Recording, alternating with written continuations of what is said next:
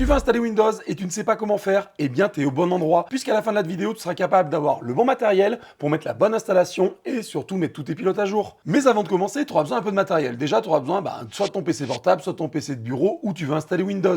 Mais après, derrière, tu auras besoin aussi d'un autre PC pour pouvoir faire l'installation sur une clé USB. Cette clé USB, tu vas mettre l'install de Windows dessus pour pouvoir l'installer sur ton PC. Donc tout d'abord, il faudra qu'elle fasse au minimum 8 Go, voire 16 Go, c'est quand même bien mieux. En description, je te mettrai un petit lien d'une clé USB qui a un prix raisonnable. Maintenant que tu as le matos, tu vas prendre un PC qui a déjà Windows installé pour aller sur Internet. Et tu vas aller directement sur le site de Windows. Je te mets aussi le lien en description. C'est beaucoup plus simple. Sur ce lien-là, tu vas pouvoir installer directement via la création d'un support d'installation de Windows 11. Tu fais télécharger, ça va télécharger un petit launcher. Tu le lances. À partir de ce moment-là, il va prendre la main et il va te dire quoi faire. Il va te demander si tu acceptes bien évidemment les clauses et les conditions générales d'utilisation. Comme tout le monde, on les lit. Oui, effectivement, moi aussi j'appuie sur accepter très rapidement. De toute façon, sur Windows, on n'a pas vraiment le choix. Derrière, il va te checker un petit peu, il va te proposer la version de Windows 11 que tu veux. Généralement, moi je laisse ce qu'il y a marqué, on veut du français en Windows 11. On utilise aussi potentiellement un config de notre PC. Et juste après, il va te demander sur quel média tu veux utiliser l'installation de Windows. Et bien là, tout simplement, tu choisis bien évidemment le disque mémoire flash USB. Là, il va te le détecter. Normalement, tu auras ton USB qui va apparaître. À ce moment-là, tu fais suivant et il va attaquer le téléchargement de Windows 11. Ça va aller assez rapidement. Tu vois, le peu de temps que je te parle, déjà, on a 10-15%. Ça avance plutôt vite. Derrière, donc, il va télécharger Windows et dès qu'il a téléchargé Windows, il va l'installer sur la clé USB. Dès que ta clé USB est prête, tu n'as plus qu'à la prendre et venir la brancher sur le nouvel ordinateur. À ce moment-là, le nouvel ordinateur, tu vas l'allumer. Soit il va booter directement sur la clé USB, mais j'y crois un peu moyen. Généralement, tu vas arriver sur le BIOS où il va te dire clairement qu'il n'y a pas de système d'exploitation d'installer sur le PC. Tout simplement, à ce moment-là, tu redémarres l'ordinateur, CTRL-ALT-SUP, ça va le redémarrer. Et au redémarrage, soit on passe par ce qu'on appelle le boot menu, c'est-à-dire dans quel sens on veut que le PC démarre. Si on y arrive, je vous mets les liens ici, suivant le PC, quelle touche faut appuyer pour le boot menu. Si vous avez le boot menu qui s'affiche, vous aurez la clé USB qui s'affiche. À ce moment-là, vous double-cliquez dessus. Si vous n'avez pas cette clé USB qui s'affiche et que vous n'avez pas accès au boot menu, vous pouvez aller dans le BIOS. Ne vous inquiétez pas, pas trop de risques. On va faire des choses simples dans le BIOS. On va pas tout casser. Vous rentrez dans le BIOS, soit avec échappe, sup. Une fois de plus, suivant la marque, c'est différent. Donc, je vous mets les raccourcis sur ce côté-là. Et dès que vous êtes dans le BIOS, vous allez dans les boot menus. Donc, suivant pareil le modèle du PC, c'est pas au même endroit. Vous grattez un petit peu, vous le trouverez facilement. Et dans le boot menu, vous mettez en priorité l'USB.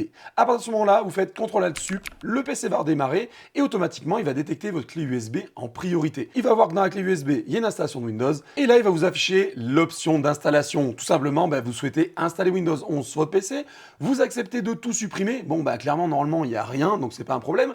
Mais si vous êtes en train de faire une réinstallation de Windows, il vous prévient que, attention, vous risquez de perdre tous vos paramètres et tout votre stockage, bien évidemment. Juste derrière, il propose la clé produit. La clé produit, si vous l'avez, tant mieux. Vous pouvez en acheter assez facilement sur ce discount ou ailleurs à des prix très intéressants. Une fois de plus, je vous mets le lien dans la description. Si vous l'avez pas, vous faites comme moi, vous marquez je n'ai pas de clé produit. Ça, vous pouvez le faire. Aujourd'hui, on peut installer Windows sans forcément avoir de clé produit. C'est ça qui est intéressant. On fait ça, derrière, il vous propose la sélection de quel Windows vous souhaitez installer. Donc, soit du famille, soit le famille N, soit du professionnel. Là, j'ai pris pro, tout simplement. C'est pour mon frère qui en a besoin et il voulait un truc pro. Mais généralement, vous prenez le familial. C'est là où il est le moins cher en termes de clé CD et qui sera le plus accessible. Vous faites suivant et à ce moment-là, une fois de plus, contrat de licence. Vous lisez bien évidemment tout ce qu'il y a de marqué. Et vous faites suivant. Juste après, il va tourner un petit peu pour chercher le disque sur lequel installer Windows. Là, comme par exemple ce que j'ai, vous avez la clé USB qui apparaît. Donc faites attention, sélectionnez pas là-bas pour installer, parce que vous ne pourrez pas l'installer dessus. Comme on le voit, la partition la plus grande, c'est l'espace disque sur ce PC-là qui était de 1 Tera, donc 931,5 Go. Ça sera la partition principale. À ce moment-là aussi, pour les plus aguerris d'entre vous, vous pouvez diviser votre disque dur, on va dire, de façon logicielle et pas de façon physique, bien sûr, mais ça permet de le faire à ce moment-là si vous êtes assez à l'aise. Si vous n'êtes pas à l'aise avec ça, vous gardez une seule partition et vous faites suivant. À ce moment-là, il vous dit que tout est prêt pour l'installation. Vous refaites suivant et là, l'installation va se lancer. Le PC est en train donc d'installer Windows 11. Là, on le voit, on est déjà à 10% avec le peu de temps que j'ai parlé. Donc, une fois de plus, ça va très vite par USB. Si vous prenez une clé USB aussi 3.0, si vous prenez une clé USB assez ancienne pour le faire, ça va mettre plus de temps à l'installer. Donc, une chose que je vous conseille, c'est de prendre une clé USB assez rapide et brancher sur un port USB assez rapide. Automatiquement, l'installation va se passer tranquillement et dès qu'il aura installé Windows, il va donc redémarrer redémarrer et là il va finaliser l'installation. L'installation de Windows est faite et là on va rentrer un petit peu sur ce que j'appelle la configuration ou la préconfiguration de Windows. Et là Windows est installé et la première page que vous allez avoir, tout simplement c'est la langue et dans quelle région vous êtes. Mais ce que vous faites ça vous servira à rien puisqu'on va repasser dessus. Et tout simplement pourquoi? Puisqu'à un moment donné vous arrivez sur cette page, il est temps de vous connecter à un réseau. Généralement on a les pilotes de la carte réseau qui ne sont pas installés. Si vous avez un petit peu de chance, vous avez la clé USB sur un PC de bureau par exemple de la carte mère, vous pouvez la brancher pour aller rechercher dedans et installer le pilote. Et si vous êtes comme moi, que vous préférez configurer quand Windows est installé, vous avez juste à faire Maj F10. À ce moment-là, vous avez un invite de commande qui va apparaître à l'écran et vous avez simplement une commande à taper. Vous tapez OOBE anti-slash bypass et vous appuyez sur Entrée. À ce moment-là, l'ordinateur va redémarrer. Ne vous inquiétez pas, c'est normal. Et vous allez de nouveau tomber sur la page d'accueil qu'on a eue au tout départ, où il va vous demander de sélectionner votre région. Vous mettez de nouveau France, vous choisissez bien évidemment la langue en français avec le traditionnel AZERTY, pas forcément deuxième clavier, ça ne sert pas à grand chose. Et là, vous avez un petit bouton, je n'ai pas Internet. Ça vous permet de passer à la suite sans forcément connecter Internet. Effectivement, vous pouvez donner un nom à votre machine. Là, sur celle-ci, j'avais marqué Home, tout simplement, puisque c'était un PC un peu destiné à faire du pro qui était à la maison, donc on l'a appelé Home. Mot de passe, j'en ai pas mis de suite, mais on pourra le mettre après la configuration quand Windows sera lancé, bien évidemment. Et pour tout le reste, je mets non. Non, non, et encore non au maximum de choses auxquelles je peux mettre non, tout simplement parce que c'est est-ce que vous voulez que je prenne des informations de votre PC? Est-ce que vous voulez aider à améliorer Windows?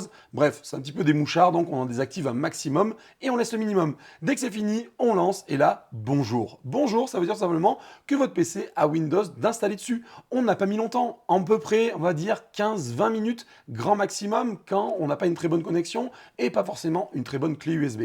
Dans le meilleur des cas, vous êtes comme moi, en moins de 20 minutes, c'est fait, et vous arrivez directement sur l'accueil de Windows, et là, on va pouvoir gratter un petit peu pour installer les pilotes. Car là, comme on peut le voir, quand on va dans le menu en bas à droite, où il y a la petite planète avec la connexion, on n'a pas de connexion, et on voit même pas le réseau. Du coup, la première des choses, c'est dans le gestionnaire de périphériques. À ce moment-là, dans le gestionnaire de périphériques, vous allez voir les périphériques qui sont en défaut à la SIM, et là, on se dit quoi? On double-clique dessus, et ça va permettre de les mettre à jour. Soit on cherche automatiquement les pilotes, mais en automatique, il va les chercher sur le web. Vous n'avez pas accès au web. La première des choses que j'ai faites, c'est que j'ai mis la clé USB de la carte mère, vu que j'en avais une, et j'ai, sur chaque pilote, cliqué, tenté de mettre à jour en disant va chercher sur la clé USB, et à ce moment-là, comme on peut le voir, par exemple, le Wi-Fi s'est installé directement. Pas besoin de s'embêter à prendre un autre ordinateur, venir dessus, tout lancer, etc. Généralement, c'est des pilotes qui sont assez faciles d'accès et qui permettent d'avoir Internet. Je fais ça avec tous mes pilotes, comme ça déjà, j'épure un petit peu les pilotes qui pourraient être mis à jour via la clé USB, et après ces mises à jour, du coup, j'ai Internet. Soit je me connecte en Wi-Fi, soit en RJ45, et je vais directement dans les mises à jour de Windows. Et oui, tout simplement, Windows doit se mettre à jour. On a téléchargé l'une des dernières versions de Windows, mais malgré tout, entre la mise en ligne de la version et la version qu'on a actuellement, il y a un petit décalage, donc il faut le mettre à jour. Vous allez tout simplement dans Windows Update et vous recherchez les mises à jour. Là, vous allez avoir une grande liste de mises à jour à faire. Comme vous pouvez le voir, ça galère un petit peu, des fois il demande de réessayer, donc vous rappuyez une deuxième fois sur tout télécharger. Il va commencer le téléchargement et il va commencer à installer un petit peu des mises à jour, mais aussi certains pilotes qui manquent. Dans le gestionnaire de périphériques, vous allez voir, il y a des pilotes qui vont apparaître comme reconnus. Ça, c'est intéressant, ça veut dire que tous vos pilotes se mettent à jour automatiquement via Windows Update. Quand tout ça c'est fait, au bout d'un moment, il va vous demander de redémarrer. Oui, vous inquiétez pas, vous serez potentiellement obligé de redémarrer l'ordinateur, même si toutes les mises à jour sont pas faites. À ce moment-là, vous cliquez sur tout redémarrer, le PC va redémarrer et vous retournez une nouvelle fois dans Windows Update et vous terminez les mises à jour. Maintenant que vous avez installé Windows, si vous avez une Nvidia ou une AMD, il faudra aller télécharger son logiciel de gestion. Pour ce faire déjà, on va commencer par squeezer Windows Explorer. Donc Windows Explorer, ça sert à une seule chose pour moi, c'est d'aller chercher Chrome, télécharger Chrome, l'installer et être tranquille. Dès qu'il est installé, je le passe en application par défaut sur un maximum de fichiers pouvant être ouverts sur Internet ou en dehors. Ça me permet d'avoir un seul navigateur qui ouvre tout. On va aller directement chez Nvidia pour télécharger l'Nvidia App. Cette Nvidia App, elle va permettre de mettre à jour les pilotes de la carte graphique. Déjà à l'installation, vous allez le voir, elle installe grosso modo la dernière mise à jour, mais malgré tout, on n'aura pas le dernier pilote. Donc dans l'application, il faudra aller installer les deux pilotes. Oui, j'ai bien dit deux, puisque sur le Nvidia App, dans Pilote, en haut à droite, vous avez soit le pilote graphique, on va dire pour tout ce qui est gaming, qui s'appelle le pilote Game Ready, ou le pilote Studio Nvidia. Vous faites les deux.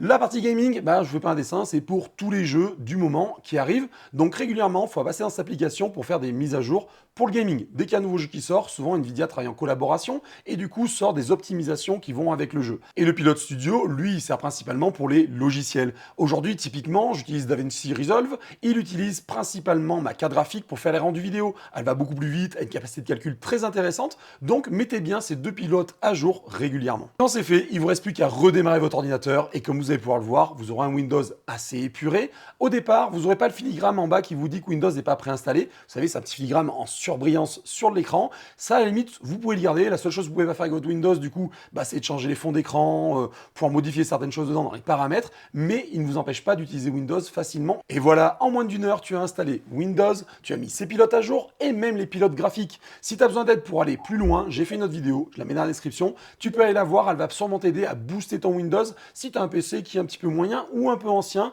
sur lequel tu as installé Windows. Voilà, j'espère que ça t'aura aidé. Comme d'habitude, on like, on s'abonne et si possible, on booste, ça m'aide énormément sur la chaîne. Je te dis à très bientôt pour une nouvelle vidéo. Ah, ciao, bye bye.